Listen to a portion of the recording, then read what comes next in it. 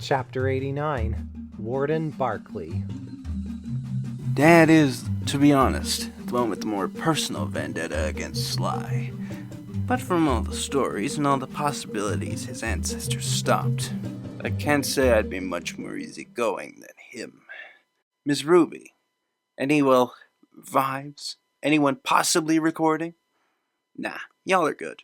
Great. No one can hear or prove a thing. So we might as well tell. Dad looks supremely happy. In fact, I've been rehearsing this in my head for a long time. Long enough to write and finish a book about it. You did all this, says my old property McSweeney, to have some kind of petty victory? You could perhaps say that, says James.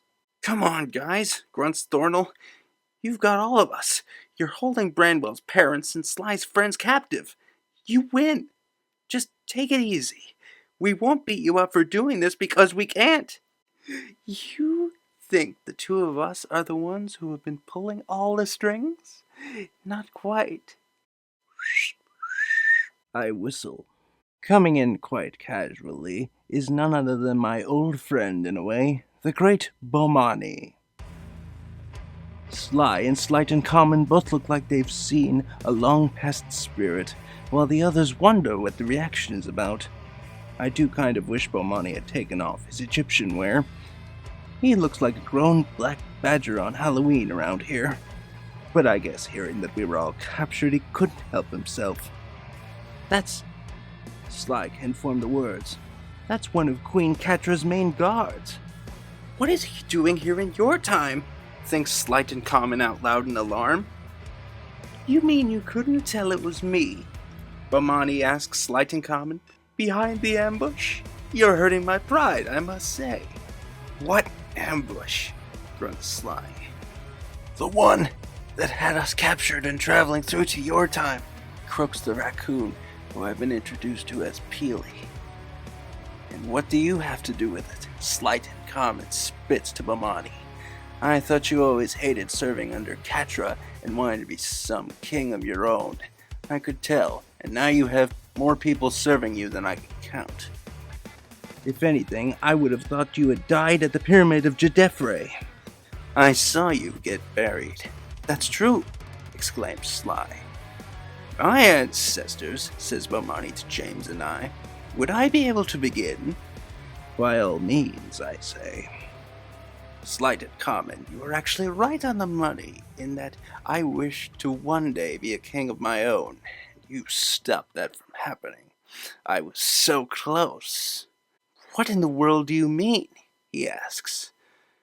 Catra's entire army has known for a long time what those rocks were capable of. The ability to agitate, with the capacity to brainwash. We used these fumes for decades on employees and guards back in ancient Cairo to make them a little more violent, a little more carefree. Peely over there kept preaching about peace and goodwill, and her message was admittedly powerful. But people never faced the facts. Without suspicion and willingness to violate codes of conduct, there would be no effective rulers and militaries anywhere. Things would just collapse. Compassion makes us weak. Willingness not to keep the raccoons of the world in check just opens up the floodgates for disaster. Those precious rocks are able to do so many amazing things, like be the ingredient in a perfume that can make armor 10 times stronger, can cause hallucinations when mixed with slightly rancid alligator meat. The list is endless. I was in the middle of stealing some from Catra herself. You were? That's what you were doing down there when we saw you at the basement of the pyramid, says Sly. Yeah, while everyone was distracted, I found it opportune, and you know. Bomani looks over at James and I. When these fellas showed up about 5 days after the battle, and you all had vanished, the story I heard from my descendants gave me visions, made me see the entire life I and the rest were destined to live. Wait a minute. shrieks Inspector Fox. Descendants? You're telling us, says Sly, that the Barkley family is descendant from Bomani? You used to operate under the orders of someone related to a Cooper's ancestors' worst enemy? Shrieks the hippo to Miss Fox, who looks away in anger and resentment. She did, apparently, continues Bomani. Funny how these things work. Now, after the pyramid began collapsing and a wall of rubble blocked my way out, I thought for sure I was doomed. Then I remembered there was a pipe on the bottom floor of the pyramid. It led to the surface, and was the way the rocks were originally brought down to the pyramid basement for storage. I found it and climbed up to safety. I do kind of remember that pipe, says Sly, lightly. Forgot all about it. After you people escaped, I had only a few small rocks. We tried to dig the treasure up, but destroying the pyramid created a pool of quicksand that sucked the rest of the rocks up. Or at least that was how history told it. The reality changed when Raleigh and I stole them in the blimp before they could sink, says the one who I very clearly know as Penelope. I couldn't comprehend how a magical floating object such as this blimp could steal all the rocks. But then, as I said, 5 days later, James and Larson came to see me. You two were able to do so after you were entrusted with Raleigh's blimp to use as evidence, spits Inspector Fox, and then use it to do your despicable plan. They told me what was supposed to have happened and the whole time travel concept. It took an entire day of explanation for it all to make even a lick of sense to me. But what became clear was the story they told of how originally Slighted Common was never captured and honed, a raccoon rebellion for 3 months, and deliberately sunk the treasure. The whole thing played out in my head clear as the reflection in a lake. And in that reality, it was because of you, Slighted Common, that I was never able to be rich. From the beginning, I knew the full potential of the rocks, and I knew we could use them on each other to make ourselves angrier and therefore more violent. Why not be able to use it to make them more foolish, too? What are you talking about? Asks Sly. Just think about it, Cooper. With these rocks, you could turn someone sane into someone completely unstable, and therefore pick their brains ripe. You could convince anyone to make enemies with their best friend, to turn against the leaders, to lean biases towards a certain cause. It's insane how many things people are able to do, and are fully willing to do when they're angry and in an unbalanced state. So what? Asks the limp turtle. You were gonna make a few bucks selling the Comnium rocks to buyers and have some money for a few years? You are really undervaluing me, little one. With enough, I could convince people to give me any position of power I wanted. I would have had unbelievable abilities to influence, to rule, with the blood of the stressed and angry, and the magic of mind manipulation. You can control anyone like a puppeteer. Bomani then looks down at a deliciously furious Slighted Common. Then you had to suck them all down the quicksand. This story, says Dad, has been passed down through generations across my family. We Barkleys consider it the lowest point of our lifetimes. We won all the lotteries, and this Egyptian scum burnt all the tickets. Dad walks over to Bomani. Mind if I take over the story, friend? Bomani pats his back. You continue on, good sir. I noticed the Cooper gang all rolling their eyes. Those rocks were our own property, and thieves like you stole them. McSweeney snorts. Your property? Your ancestors just admitted he was stealing them.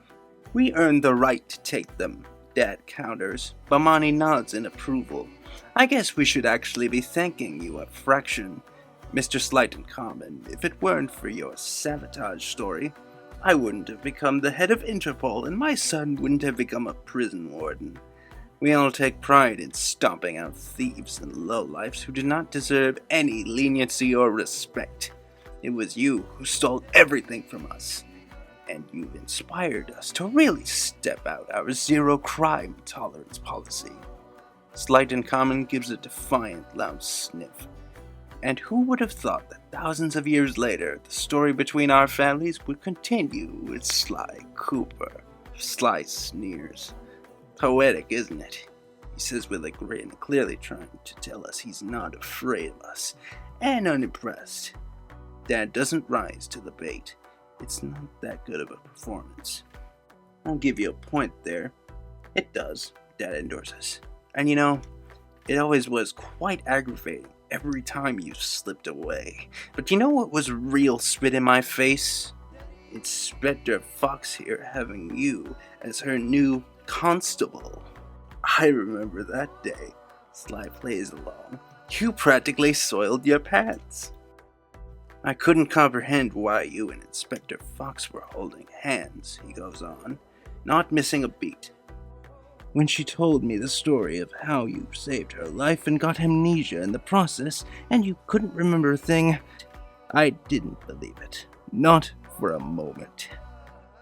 I'm honestly surprised. Have you no shame? You should have heard how hard Carmelita here fought against me on your behalf. Sly says nothing. I can tell what was just said upset him. You pulled some jobs. Well done. I will admit that.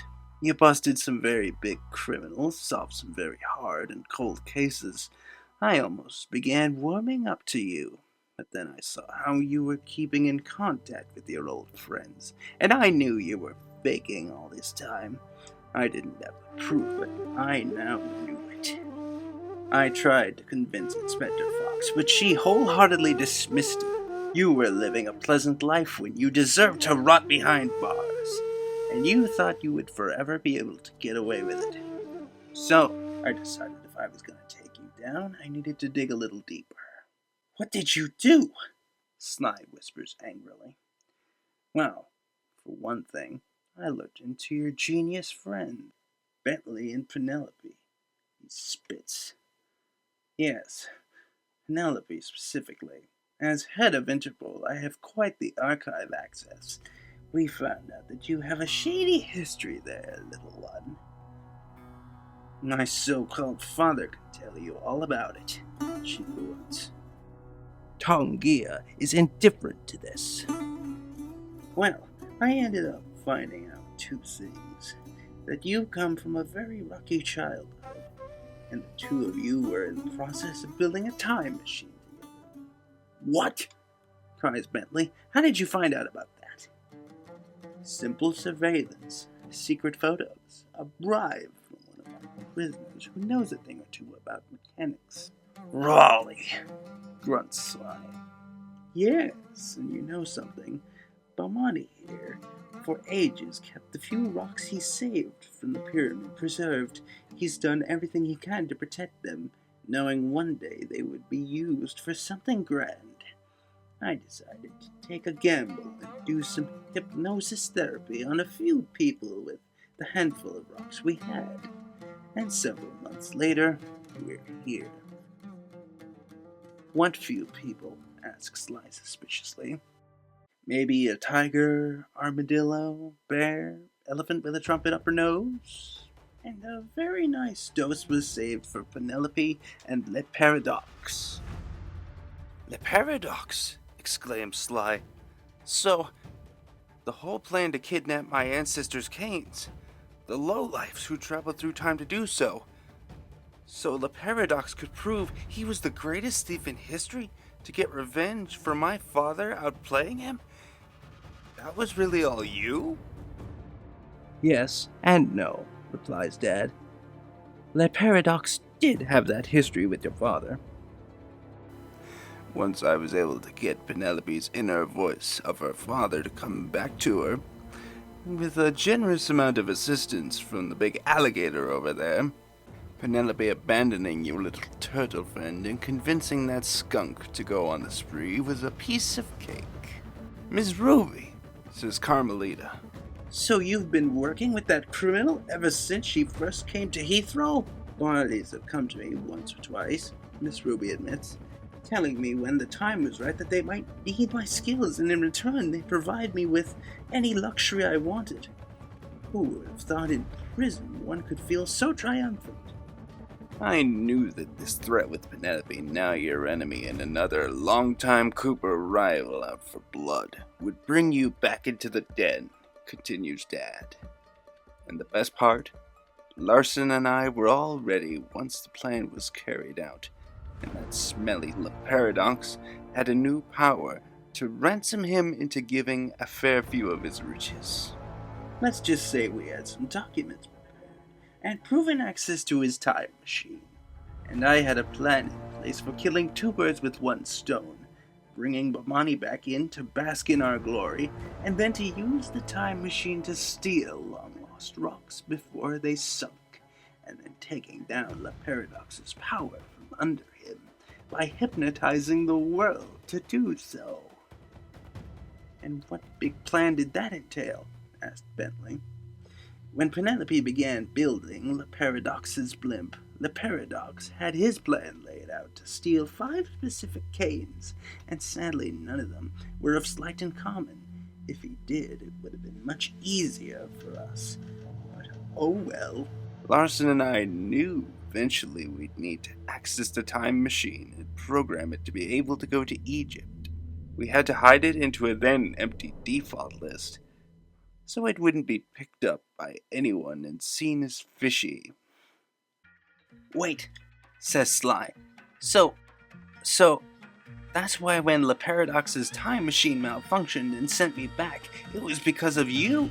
Penelope said a line of code she didn't recognize was put into La Paradox's time machine, set for ancient Egypt. And that's why I ended up trapped there? Dad begins casually observing his fingernails. Our plan backfired on us, I will admit that. The Paradox was beaten, as was every other member of his established gang, and none of them we could free without creating suspicion. For a while, we celebrated. This is a victory that at least you weren't here anymore, Cooper. Then it occurred to us that the reason you were gone may have been because of our default code line. And what do you know? It was. There was more and more investigating by your gang to your whereabouts, and original Cooper gang, Bet McSweeney, due for parole. Larson and I knew there was time to know for sure. So since Penelope and Raleigh were mechanical geniuses, and one of them had access to a secret blimp of his own, it wasn't too hard to use some spare rock fumes to convince him to join forces, create a new time machine, and escape. Except you got cocky, exclaims Bentley. Penelope was weirded out by the unusual jolt of anger and smelled a rat. Or in this case, some badgers.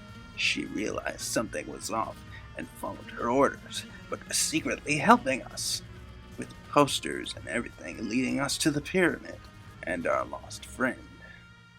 An oversight now corrected, I shrug.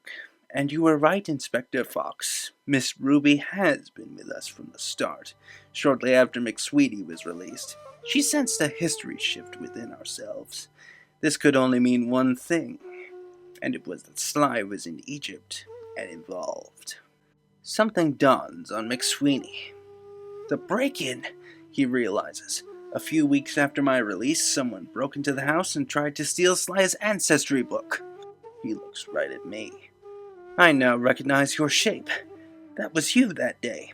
I bet you even used some of the rocks to get stronger, and land some punches to try and take away the book before any of us could find altered history.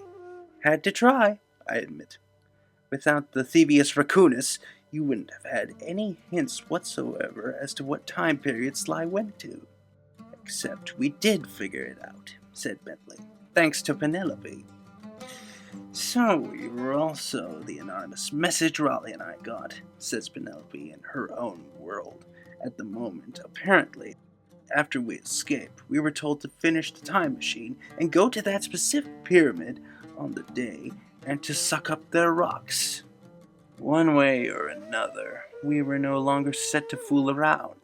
We kept Raleigh's escape off the books, so no one goes looking for your blimp. Everyone thought it was just Penelope for a while. Months of planning paid off.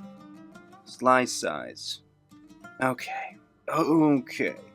So you got your friends to go back to get the collium your family has so devoutly grieved over the ages. Then you got Penelope and Raleigh to go to Haiti and start production? And you hired the Shadow Order to collect blood? Again, yes, said Dad. The potions work best when mixed with blood from someone really traumatized, as you know. But another way to make them very scared and angry. So we got Branwell to become very angry. We then kidnapped him and fixed him up right. Blood ripe for picking. And then you were going to drown me, Branwell accused. You guys threatening to do it to me. You starved me and then you threw me in the water and tried to film it. Why do such a sickening thing? We were going to show it, says Silvio. Show it to the Haiti prisoners and make them believe they were next. Would have been really effectively terrifying, right? The perfect blood. You are psycho. You all are. And get some world leaders to be convinced a few new policies would be in their best interest, says Dad nonchalantly. We really have to get on with this, I say, so you might as well know the ending. The original plan was to take the potions when completed to London, so Silvio's company could distribute them. We have some very high-up people ready to wreak some havoc. What are you going to do with the potion? Asks Big Hippo Murray. Maybe pour it in some city's drinking water, get everyone susceptible to hypnosis, convince troublemakers, people they don't like, people who get in on their business to commit a dastardly crime and have them locked away forever. You'd allow whoever pays the highest to be able to control innocent people's thoughts and cause them to do something bad? Shrieked Carmelita. Just a few sprinkles of the rock by itself really did wonders on Penelope and Branwell, didn't it? I gloat. After Branwell's escape, we sadly had to change the plan up. Get Tongia to buy the safe and sell them to California.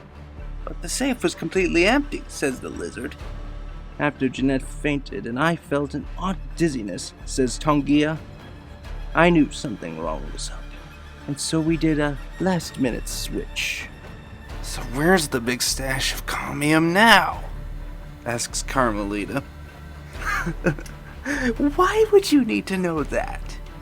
One thing I will admit is, we got some of our hands on it. I show her a needle I have filled with the potion. And there's more where this came from. Enough to convince the judges to drop all charges against me.